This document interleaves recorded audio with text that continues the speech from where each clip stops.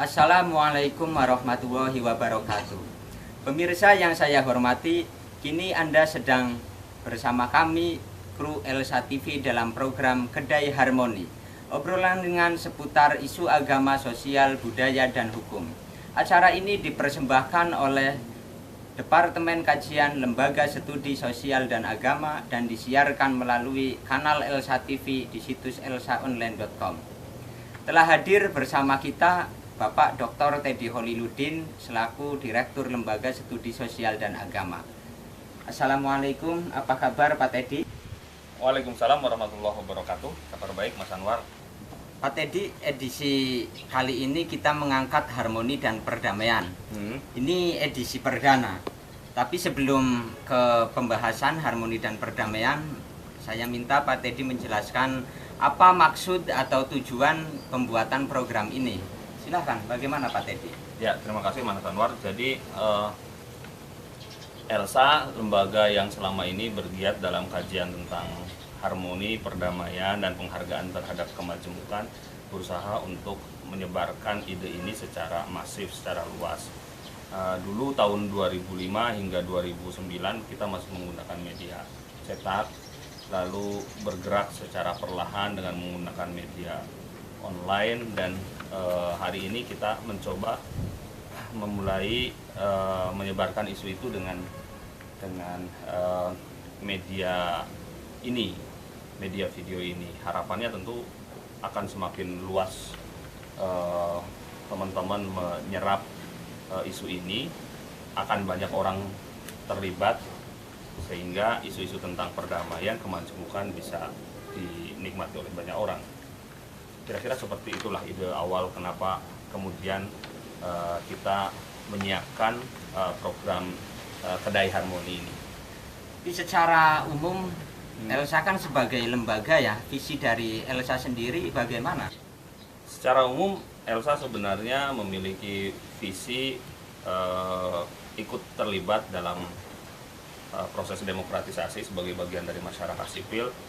Kita punya harapan, cita-cita bahwa lembaga ini akan menjadi corong bagi suara-suara kebebasan. Kita berjuang untuk menegakkan demokratisasi di atas basis pluralitas etnis dan agama.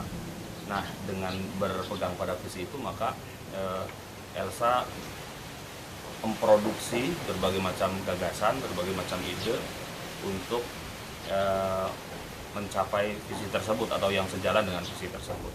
Nah, Kedai Harmoni ini merupakan salah satu implementasi dari visi Elsa yang tadi saya sebutkan itu. Oke, jadi program Kedai Harmoni ini program Elsa paling mutakhir itu Pak Teddy ya? Ya, tapi kira-kira seperti itu. tentu karena ini sebagai program mutakhir, tentu Elsa telah mengalami beberapa babakan sejarah. Mungkin sejarah Elsa sendiri seperti apa mulai dari awal Pak Teddy? Elsa secara resmi lahir tahun 2005, lahir dari komunitas lembaga penerbitan mahasiswa Justisia Fakultas Syariah Yayan Wali Songo Semarang. Jadi kita yang ada di Elsa pada saat itu merupakan alumni dari LPM Justisia dan masih menginginkan tetap wadah komunitas ini terjaga, tetapi sudah tidak lagi ada di kampus, sehingga kita bersepakat untuk mendirikan Elsa yang sifatnya berbeda dengan Justisia meskipun memiliki hubungan secara kultural. Nah, Elsa lahir tahun 2005. Kita bergerak di berbagai bidang. Awalnya adalah lembaga ini hanyalah lembaga kajian saja.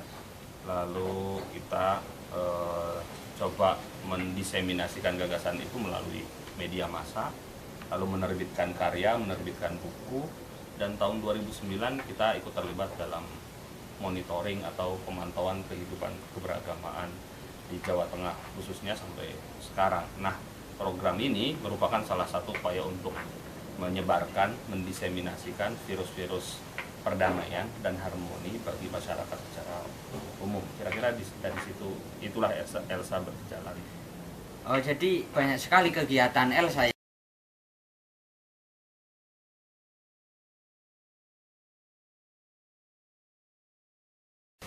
Jadi kegiatan Elsa banyak sekali Pak Teddy ya.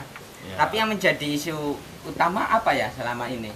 Ya, kalau isu utama sebenarnya lebih kepada penghargaan terhadap kemajemukan, kebinekaan. Nah, turunan dari isu utama itu kemudian tercermin dalam beberapa sub-isu, misalnya bagaimana melakukan monitoring terhadap kebebasan beragama, mengadvokasi masyarakat yang akses terhadap layanan publiknya terhambat, lalu misalnya bagaimana mengajarkan keterbukaan pada siswa atau mahasiswa secara umum, dan bagaimana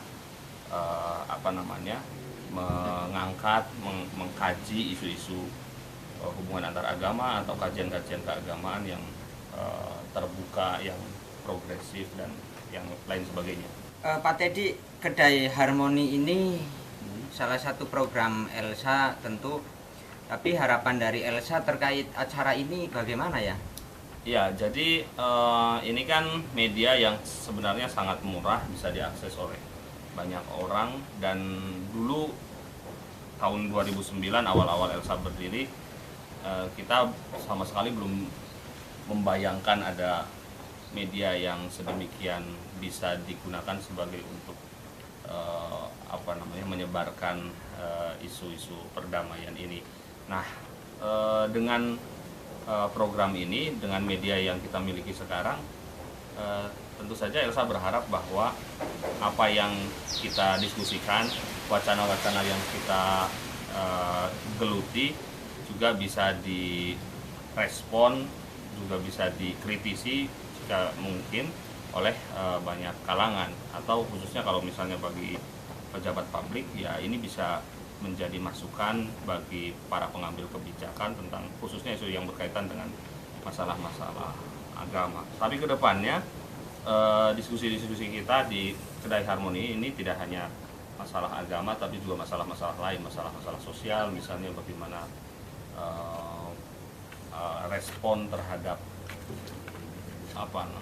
wanita pekerja seks, misalnya bagaimana isu tentang HIV/AIDS, lalu tema lain, tema hukum ataupun tema-tema kebudayaan juga akan kita diskusikan di dalam kajian-kajian. Oke Pak Teddy, pertanyaan tadi mungkin ini ya terkait dengan peluncuran Elsa TV. Sekarang saya ingin bertanya sesuai dengan tema yang kita angkat, harmoni dan perdamaian. Pertanyaannya begini Pak Teddy, isu-isu apa saja yang berpotensi untuk mengganggu harmoni sosial, dan tentu bagaimana Elsa menanggapi situasi tersebut? Silahkan Pak Teddy. Ya, jadi banyak sekali ya faktor-faktor yang menyebabkan kenapa sebuah kelompok berkonflik dengan kelompok lain, atau individu berkonflik dengan kelompok atau sebagainya.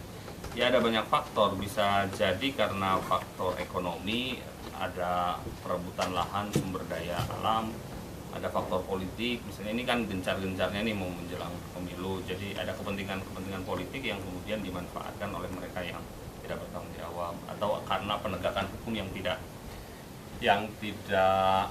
serius, atau juga karena faktor lain. Nah, begini, Elsa melihat bahwa salah satu faktor yang sangat punya potensi untuk menyebabkan konflik adalah faktor agama. Orang itu kan kalau sudah bicara agama, Mas Anwar, kan ini ya, sentimennya luar biasa. Sentimen seorang kalau sudah bicara agama itu luar biasa sekali, daya lekatnya itu. Nah, di banyak tempat kan seringkali kita melihat bahwa agama itu kemudian menjadi salah satu media atau salah satu medium orang berkonflik. Padahal mungkin masalahnya bukan masalah agama, misalnya masalah ekonomi yang kemudian dikaitkan dengan agama. Nah, Elsa mungkin tidak bisa mengcover semua isu dalam kaitannya dengan konflik itu. Dalam faktor atau dalam konflik yang bernuansa agama ini kita fokus, meskipun tidak mengabaikan hal-hal lain. Jadi salah satu yang kita garap adalah bagaimana mendewasakan, bersama-sama belajar untuk dewasa dalam beragama, kira-kira seperti itu. Jadi sesungguhnya pemicu konflik itu banyak sekali ya, sangat kompleks, tidak hanya terkait agama, tapi juga ada kepentingan politik, ekonomi, dan yang lain. Ya. Nah, tapi karena mungkin keterbatasan gerak Elsa ini, sehingga Elsa hanya bergerak dalam bidang agama saja. Tentu bagaimana agama kemudian menjadi pemicu konflik, juga mengganggu harmoni sosial. Oke Pak Teddy, sangat banyak sekali penyebab konflik itu, antara lain ada agama, ekonomi, dan kepentingan politik. Tapi Elsa ini ya mungkin agar lebih dalam, Elsa bergerak dalam lingkup agama ya, agama yang kadang menjadi pemicu konflik. Ya, betul. Tapi langkah nyata Elsa dalam menangani isu-isu seperti ini bagaimana? Silakan Pak Teddy. Ada 5 bidang yang digarap oleh Elsa. Elsa pertama menyelenggarakan pelatihan-pelatihan atau training. Elsa juga mempublikasikan karya, menerbitkan buku. Lalu yang ketiga, Elsa melakukan kajian. Yang keempat, Elsa melakukan monitoring atau pemantauan. Dan yang kelima, advokasi. Jadi melalui 5 kegiatan itu, Elsa berusaha untuk melihat bagaimana kerawanan sosial itu terjadi. Tapi di antara 5 kegiatan itu mungkin dalam proses advokasi kita yang banyak melakukan jejaring dengan banyak pihak, karena Elsa sendiri pada awalnya adalah lembaga kajian dan penerbitan. Jadi fokus kita sebenarnya di pengkajian dan monitoring di akhir tahun 2009. Ikut berkontribusi dalam memantau perkembangan kebebasan beragama. Data-data ini penting untuk untuk disebarkan terutama kepada pengambil kebijakan agar mereka mengerti situasi terkini di Jawa Tengah, terutama dalam konteks kehidupan keberagamaan, sehingga regulasi atau kebijakan yang diambil dalam kaitannya dengan bidang itu akan bisa sesuai dengan atau didasarkan pada fakta yang terjadi di lapangan. Kira-kira demikian. Sebagai penutup, saya minta Pak Teddy menyampaikan pesan untuk pemirsa, bagaimana langkah-langkah untuk menjaga harmoni sosial agar tercipta perdamaian. Silahkan Pak Teddy. Jadi tumbuhnya masyarakat yang sehat, saya kira salah satu indikatornya adalah bagaimana ia dewasa dalam menyikapi perbedaan, khususnya dalam perbedaan agama dan keyakinan. Nah, ini bagi Elsa akan menjadi salah satu tolak ukur seberapa sehat sebuah masyarakat, dan faktor kedewasaan dalam menyikapi kemajemukan, menyikapi keragaman akan sangat kami perhatikan betul. Nah, perdamaian tentu saja tidak akan pernah terwujud kalau tidak ada keadilan di dalamnya,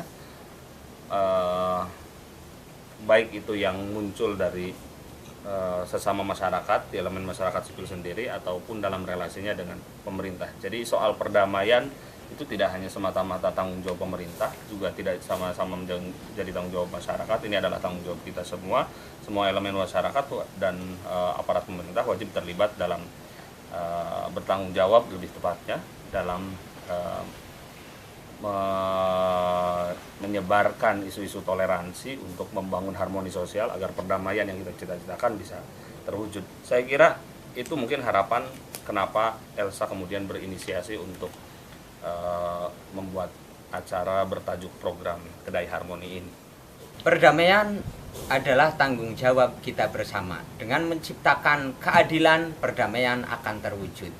Saya Khairul Anwar sebagai pembawa acara edisi pertama mengucapkan terima kasih atas perhatiannya dan mohon maaf yang sebesar-besarnya. Sampai jumpa dalam edisi berikutnya. Wal afu minkum wallahul muwaffiq ila aqwamit thoriq. Wassalamualaikum warahmatullahi wabarakatuh.